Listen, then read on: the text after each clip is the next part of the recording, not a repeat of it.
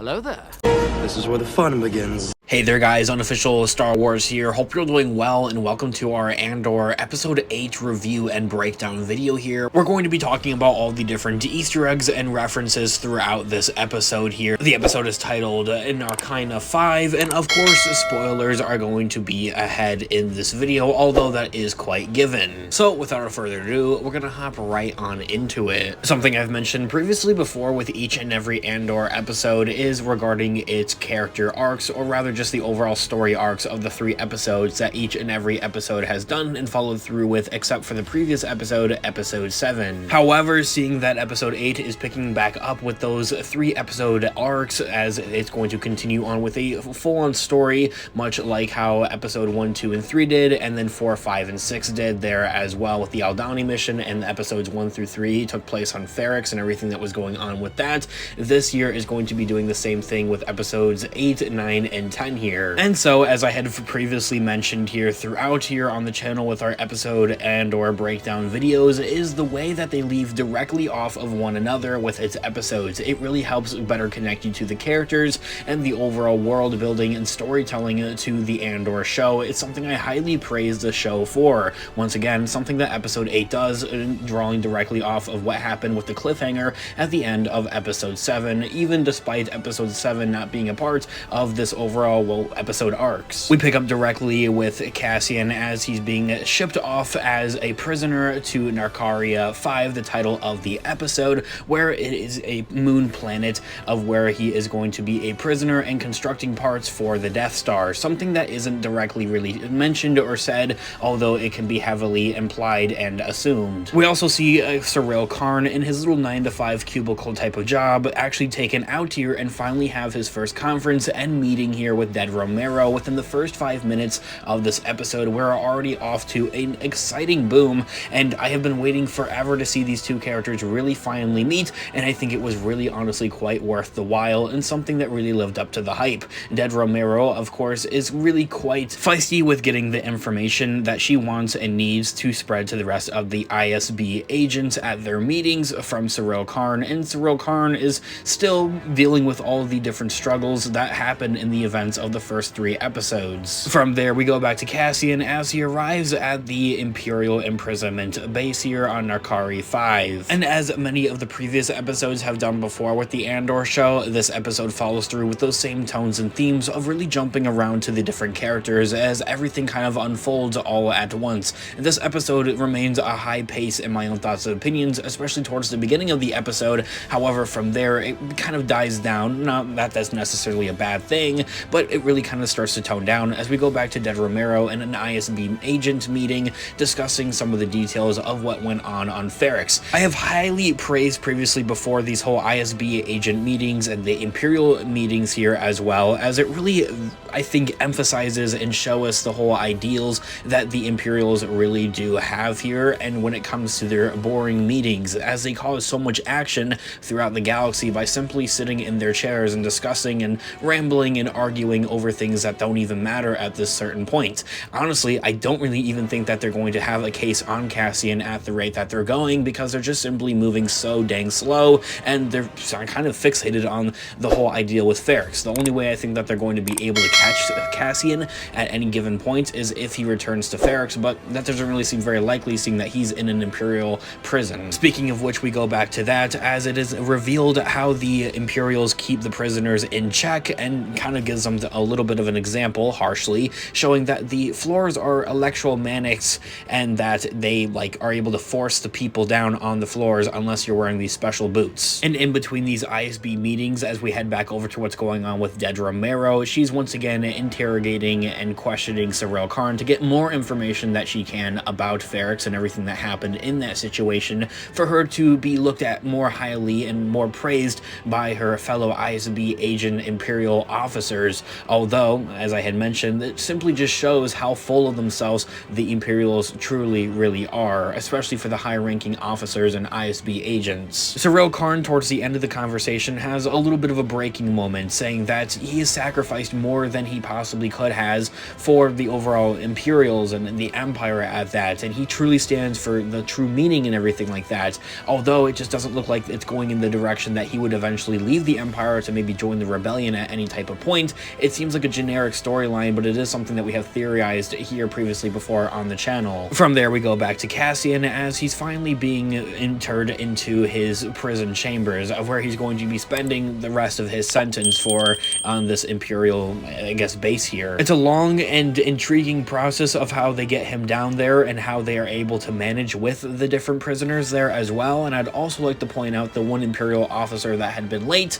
I don't know what this could be about. Is this an inside rebellion or rebel at that, like we saw with the Aldani mission previously before, or was this guy simply late and they're just trying to emphasize on humanizing your characters of, hey, a character could be late here or whatever, because it's something that does happen in everyday life. I want all of your thoughts and opinions in the comment section down below about that one. Am I stretching for that one, or what do you think about it? I'd love to hear what you guys all think. As Cassian enters down into these barracks of the prison and is greeted by and kind of stared at by all the other prisoners, as they're all kind of technicians and working on parts for what could be presumed for the Death Star at this point in time. He is greeted by the one that keeps everything in check, the one that's essentially in charge of everything. And if you recognize this guy, it's because you probably do. He plays a number of significant characters of CGI throughout many different franchises and movies. He's Claw in Marvel Studios' Black Panther. He plays Smeagol / Gollum in the Lord of the Rings / The Hobbit trilogies and franchise there as well. He also portrays Caesar in Rise of the Planet of the Apes, and importantly enough, he plays also Snoke in the own Star Wars franchise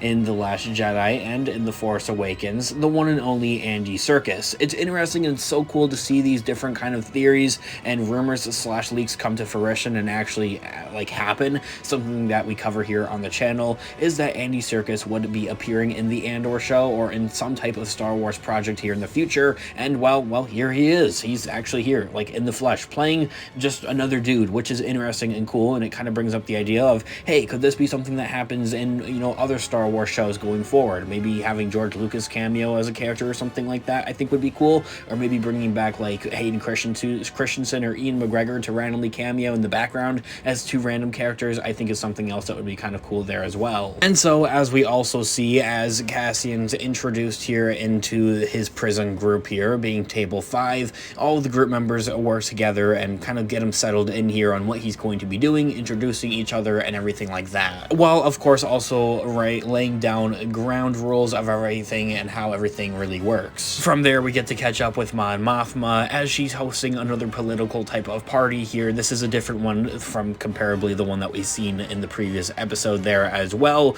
She's chatting up a storm once again, and you can see some of the humanizing and like character development really at that she has going on here between her husband and their relationship there as well. Once again, humanizing your Star Wars characters that are supposed to be total utter badasses and always in action.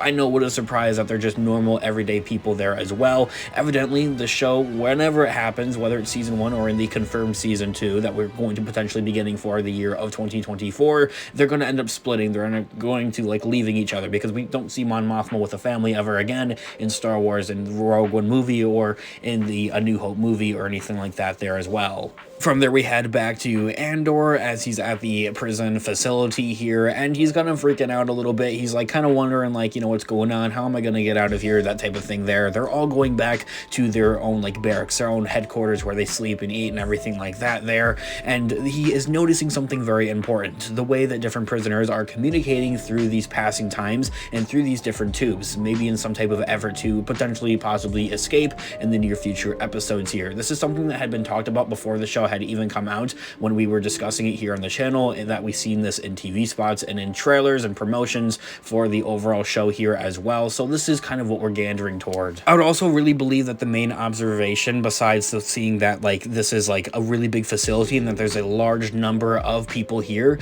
there is also the idea that these people want to try to get out of here and escape. From there, we head back to Mon Mothma and her little political party here, and this scene is utterly cringy for some reason, and I can't necessarily explain it, but I feel like it's purposely cringy at the same time. I want to know your thoughts and opinions in the comment section down below, but as you guys can tell and already see, this was a circle type of conversation of where the camera's moving around the circle of the people that are talking in the politicals and everything like that there, and it feels like a very overly artificial type of, I guess, conversation here, especially like the parts of where Mon Mothma is talking. Like, it seems artificial. It seems literally like something that you'd see out of like a mobile app type of game or something like that. I don't really know how to explain it. It just doesn't feel like that she feels very legit or very meaningful with her words, and I think that this was done purposely because she doesn't really give a dang about, you know, politics or anything like that, because she knows that not everything that she says has an ideal or a meaning or is going to have a cause and impact type of thing, because the Emperor is now in charge and that senators don't necessarily completely matter. And I think that this is something that the show is going to continue to do, is showing the phasing out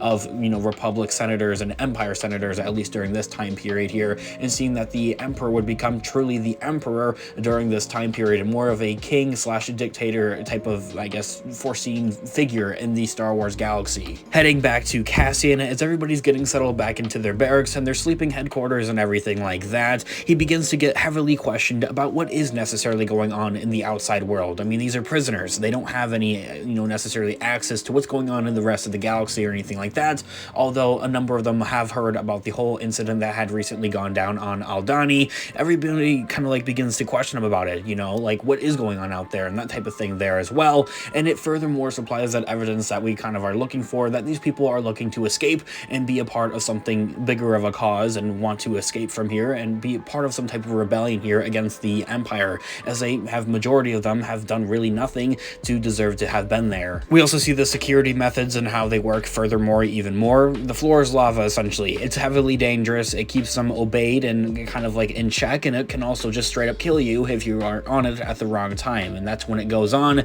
is that it can go into a total kill mode during the nighttime, so nobody's able to escape. From there, we have one last scene here about Mon Mothma and her relationship between her husband. This is more character development and more humanizing of the characters, as I had previously mentioned earlier on in this video, about how these are more than just, you know, Star Wars characters that are meant to be complete action and everything like that. They have normal lives and that type of thing, and this overall seems to depict that relationship that her and her husband have had for quite some time, them knowing each other since they were kids, and how unfortunately the two of them don't necessarily really love each other all that much anymore.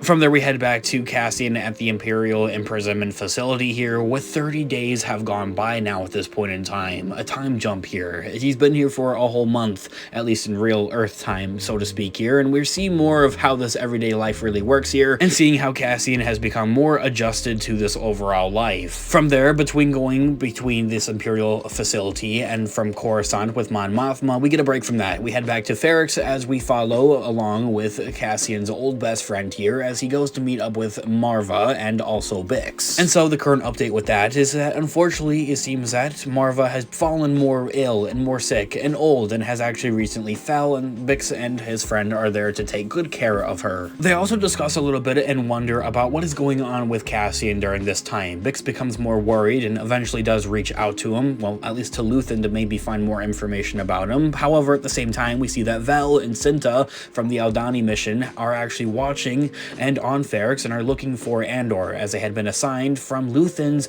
assistant to actually murder Cassian, as he knows too much about the rebellion. Although, a little bit of a fan theory I've seen out there, and this is something I like to cover and go in more in depth here, is that Cinta and Vel aren't actually supposed to kill him. That isn't what Luthen wants, and that is what the assistant wants, rather. And as I had just mentioned, Bix becomes more and more worried with Cassian, giving him more and more time. The time has kind of drawn out at this point, and that she needs to know what is going on with him, if he's okay, and she does this by reaching out to Luthen, the last person to have really had contact with him. And so, as I had also mentioned, the assistant seems more demanding and doesn't think it's worth the risk of actually picking up and contacting from Ferrix, although they do. This is what leads to the arrest of Bix, as we later see towards the end of this episode. However, from there, we see Luthen venture off to go meet with the one and only Saw Gerrera. We really have quite a brutal scene here as we venture back to the Imperial imprisonment, of where one of the prisoner commits, well, the big dead, essentially, and offs himself, unfortunately, showing the harsh conditions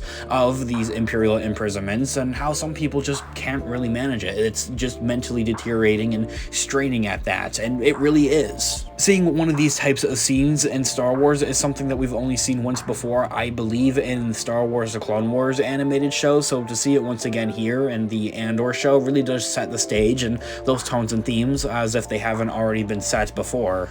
Anyway, as I had mentioned, we go back to Ferrix, of where Bix is found by the Imperials and is wanted for contacting Luthen, and she's taken into Imperial imprisonment. And so finally, the scene that I've been waiting forever, and I think he's going to be coming back once again here in the Andor show a little bit later. I think we're going to be seeing a little bit more Saw Gerrera, but finally, Saw Gerrera and Luthen talk and conversation and everything like that. I had talked about this in our reaction video here briefly, but it really isn't in-depth or anything like that, but we can see how Luthen and Saw Gerrera are both for the rebellion and both know it.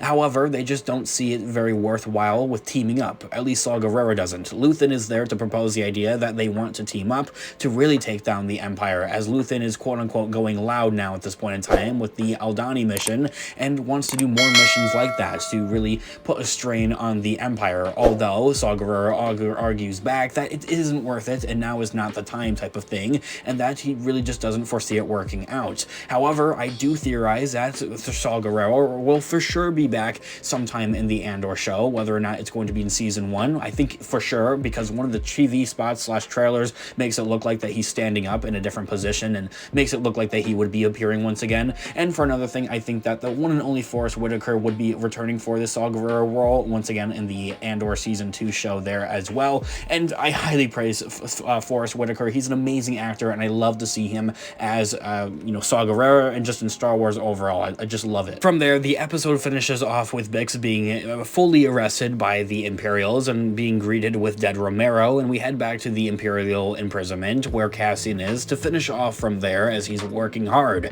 And from there, that is where the episode concludes, and that there is just about everything that you might have missed throughout this episode here regarding different Easter eggs and references and everything like that. Of course, the Andor show isn't the most exciting when it comes to different references or Easter eggs or anything like that, because it is pretty straightforward and the show is meant to feel Star Warsy, but at the same time not introduce or go too crazy or anything like that. However, to be completely fair at the same time, this is something that we have been knowing about ever since the show had been announced and had been teased previously before by the show's creator Tony Gilroy, is that it's going to feel like Star Wars, but just not in that sense, comparably to maybe The Mandalorian or Obi-Wan Kenobi type of thing. Just like every other episode of Andor, this was once again another amazing episode of Andor. I absolutely loved it. It was action-packed. It continued on the story, set up new characters, a new mission, a new everything, new plot, and introduced new characters there as well, and I loved everything about it. I can't wait to see where the next couple of episodes take us and what the overall really finale is going to be like. I want all of your thoughts and opinions in the comment section down below. I'd absolutely love to hear what you guys all think here about Andor episode 8 and the overall show there as well moving forward. What are some stuff and things that you would like to see? I'd love to hear all of your thoughts and opinions in the comment section down below. Leave a like on the video if you did enjoy it, as it really does help with the channel, and check out Instagram and official Star Wars for more Star Wars related content, link down in the description down below, and I'll catch you guys in the next video. Have a great one, guys. Thanks so much for watching today's video. May the Force be with you as always. Peace out.